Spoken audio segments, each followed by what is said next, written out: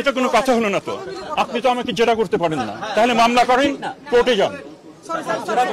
না না, আপনার নর্মাল সৌজন্যতা যদি না রাখেন তাহলে কিন্তু আমাদের পক্ষে এটা করা যাবে না। আমি খবর পাই 3:15টার মধ্যে আমি এখান থেকে রওনা হয়ে মানে প্রধান উপদেষ্টার যে নির্দিষ্ট হয়ে আমি সেখানে চলে যাই। আর আমার আমরা একটা মিটিং করছিলাম, সেই মিটিংয়ে অন্য সহকর্মীরা চলে যান হচ্ছে বার্ন ইউনিটে, এবং পরবর্তীকালে তারা সিএমএইচে তারা যান। সেখানে আমি 4টা থেকে 6:30 পর্যন্ত সেখানে ছিলাম বিভিন্ন, এবং সেখানে আমি মিডিয়াতেও আমি গিয়ে সেখানে ব্রিফ আমি করেছি। আমরা তারপরে সিএমএইচে এসছি, অত্যন্ত হৃদয় নিংড়ানো সেখানে বাস্তবতা। 10টা পর্যন্ত, 9:30 10টা পর্যন্ত সেখানেই ছিলাম। সো ওই একটা প্রেক্ষিতে তখন আমি এই বিষয়টা যখন ঘরে ফিরছি তখন এই পরীক্ষার বিষয়টা সামনে আসলো। অনেকেই প্রশ্ন বলছিলেন, জানাচ্ছিলেন যে এখানে আমরা পেছানো হবে কি না হবে, কেউ চাচ্ছিলেন পরীক্ষা হোক ইত্যাদি। এবং সেই প্রসেসের মাধ্যমে কয়েকজন উপদেষ্টার সঙ্গেও আমাদের কথা হয়েছে সেটা। এবং এইটা একটা সিদ্ধান্ত যেটা হুট করে নেওয়া যায় না, এবং হুট করে নেওয়ার এখতিয়ারও কারণ নেই এককভাবে।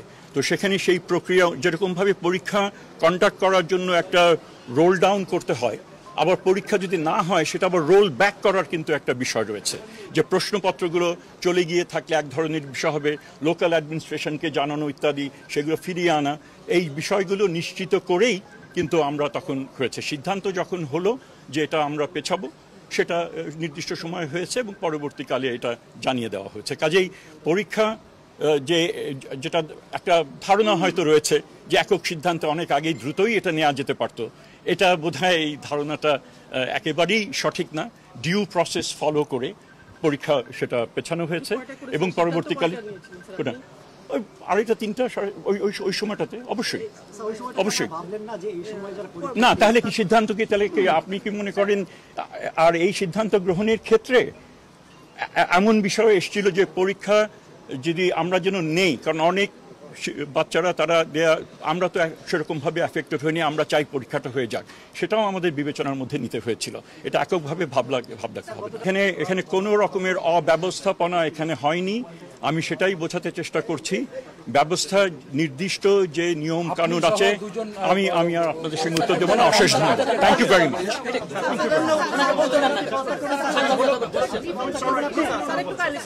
এটা কোনো কথা হলো না তো। আপনি তো আমাকে জেরা করতে পারেন না, তাহলে মামলা করেন, কোর্টে যান। না না, আপনার নর্মাল সৌজন্যতা যদি না রাখেন তাহলে কিন্তু আমাদের পক্ষে এটা করা যাবে না।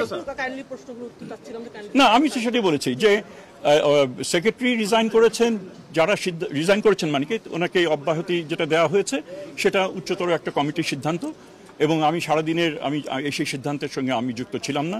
কেন দেওয়া হয়েছে সেটার উত্তর আমি দিতে পারবো না। দ্বিতীয়ত হচ্ছে, আমার চাওয়া হয়েছে, আমি নিজের থেকে করার কোনো অভিপ্রায় নেই, কারণ আমি এখানে আমার কাজের কোনো এখানে ব্যত্যয় হয়েছে বলে আমি মনে করি না। আপনাদেরকে আমি ঘটনা পরম্পরায় আপনাদেরকে জানালাম, আপনারা সেটা বিবেচনা করবেন, সেটা ঠিক কি বেঠিক আমার মনে হয় না। আর যদি আমার তো নিয়োগকর্তাও রয়েছেন, তারাও যদি এখানে মনে করেন যে এখানে ব্যত্যয় ঘটেছিল, তো আমাকে যেতে বললে আমি অবশ্যই চলে যাব। আমার কোনো এখানে আঁকড়ে ধরার, নিজেকে জাস্টিফাই করার কোনো কিছু নয়। তবে আপনি প্লিজ আর আমাকে করবেন না।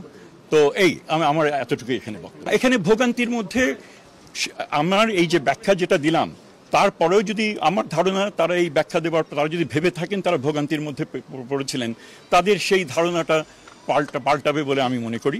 আবার বাস্তবে অনেক শিক্ষার্থী রয়েছেন এবং তাদের পিতামাতা রয়েছেন, তারা অসন্তুষ্ট হয়েছেন যে এটা কেন সময় মতো হলো না, এই বাস্তবতাও কিন্তু রয়েছে। তো কাজে সেটাও একটু বিবেচনার মধ্যে নিতে হবে।